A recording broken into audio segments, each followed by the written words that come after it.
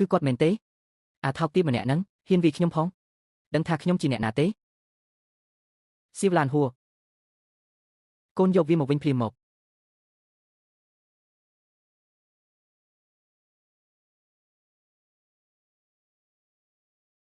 ឯងគឺជាស្វាលើភ្នំអមីស្វាពេញភ្នំឯងច្បាស់ជាស្វាដែលខូចបំផុតហើយពួកឯងទាំងពីរនាក់ជាមនុស្សថ្នាក់ទាបហ៊ានមើលងាយខ្ញុំដល់ថ្នាក់នេះផងនេះជាហាងគ្រឿងអលង្ការរបស់ក្រុមហ៊ុន P Group បងជីដូនមួយខ្ញុំជាអ្នកគ្រប់គ្រងនៅទីនេះ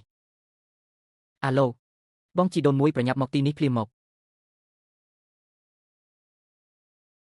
ឲ្យពេលឯង3នាទីលើសពីនឹងខ្ញុំមិនចាំទេឯងធ្វើពុតជាប្រធានក្រុមហ៊ុនផ្ដាច់ការស្អីហ្នឹងស្មានថាគ្រាន់តែស្លៀកឈុតធំចុងក្រវ៉ាត់ជាអ្នកមានមែនទេ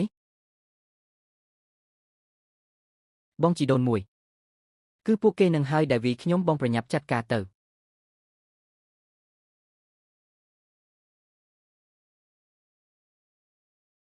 លោកប្រធានធ្វើស្អីហ្នឹងនេះជាកូនស្រីបងមែនទេ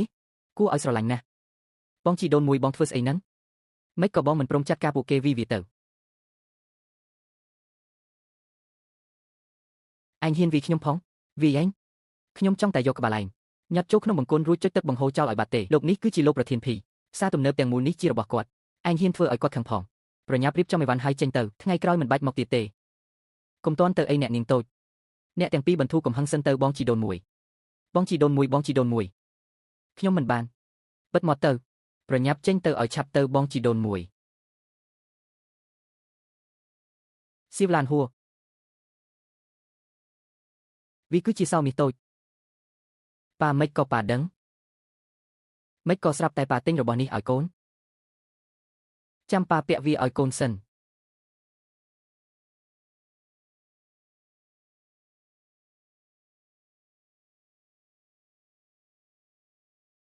សៀវឡានហួរ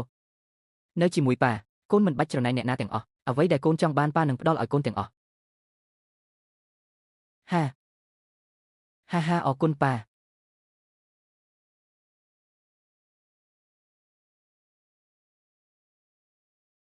អេមិននឹកស្មានថាមេក្មេងម្នាក់នេះរកបានបង្អែកធំបែបនេះសោះណែប្រពន្ធសម្លាញ់